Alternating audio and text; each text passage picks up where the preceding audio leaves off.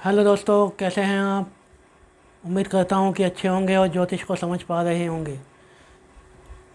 हम पढ़ रहे हैं मिथुन राशि।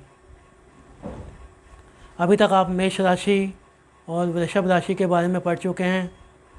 उसका विभिन्न भाव पे प्रभाव, विभिन्न लग्नों पे स्थिति देख चुके हैं। मिथुन लग्न की बात हम कर रहे हैं। सूर्य का प्रभाव देख चुके हैं विभिन्न भाव पर। अब चंद्रमा का प्रभाव पिछले लेसन में 4 भाव पर, पहले, दूसरे, तीसरे, चौथे पर हमने देखा था। आज हम 5वें, 6ठे, 7वें, 8वें पर प्रभाव देखेंगे।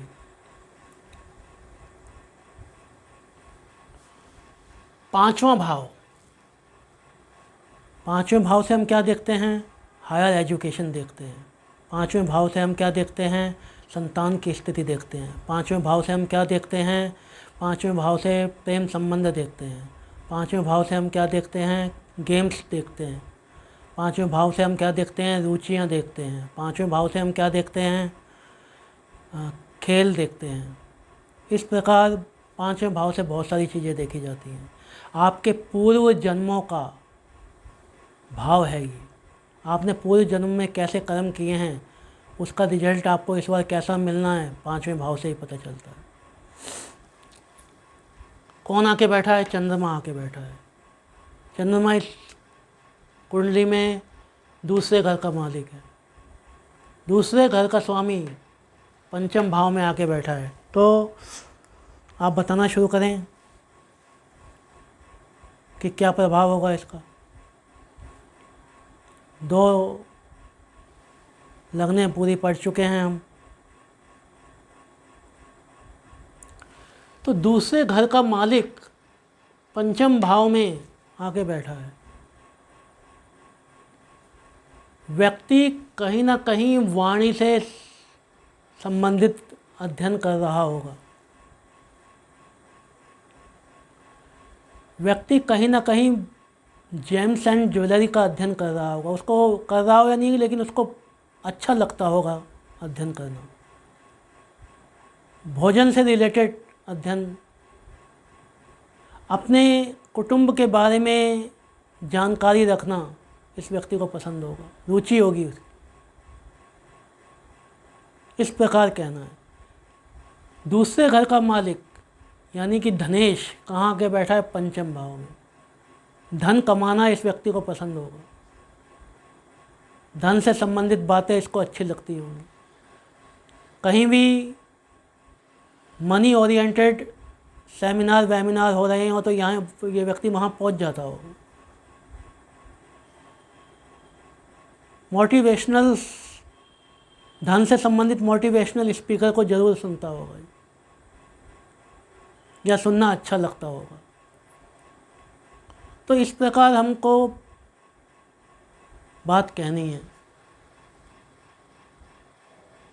हायर एजुकेशन चंद्रमा से संबंधित कर रहा होगा। चंद्रमा से संबंधित विषय कौन से होते हैं? जैसे कि साइकोलॉजी, जैसे कि पाक विज्ञान, जैसे कि कोई भी जो विषय ट्रांसपोर्ट से रिलेटेड हो, वाहन से रिलेटेड हो, जो मन से रिलेटेड हो, व्यक्ति उसका अध्ययन कर रहा होगा या रुचि होगी। कौन सी राशि में बैठा है? शुक्र की तुला राशि में बैठा है। तुला राशि बैलेंसिंग की राशि है, अर्थात भावनाओं का बैलेंस होगा। ये अपने प्रेम, इनके प्रेम संबंध भी होंगे, लेकिन भावनाएं ज़्यादा होने के कारण यदि कोई पाप प्रभाव आ रहा है तो व्यक्ति के साथ धोखा होना स्वाभाविक है। क्योंकि अगर चंद्रमा पीड़ित हो गया तो व्यक्ति को धोखा मिलना तय है, और चंद्रमा शुभ प्रभाव में आ गया तो व्यक्ति के प्रेम संबंध सफल होते दिखाई देते हैं। ये बात भी हम कह सकते हैं। इसके बाद हम आ जाएं 6ठे भाव पर। 6ठा भाव रोग ऋण शत्रु का भाव है। 6ठा भाव हमारी कंपटीशन का भाव है। कौन आके बैठा है? चंद्रमा आके बैठा है। दूसरे घर का मालिक चंद्रमा यहाँ आके बैठा है, भावनाओं का मालिक यहाँ आके बैठा है। माँ से संबंध थोड़े दिक्कत वाले हो सकते हैं, यहाँ पे तनावपूर्ण हो सकते हैं, क्योंकि छठा भाव अशुभ भाव माना जाता है। कौन आके बैठा है? चंद्रमा आके बैठा है। चंद्रमा किस घर का मालिक है? दूसरे घर का मालिक है। तो कुटुंब से थोड़े से संबंध दिक्कत वाले हो सकते हैं।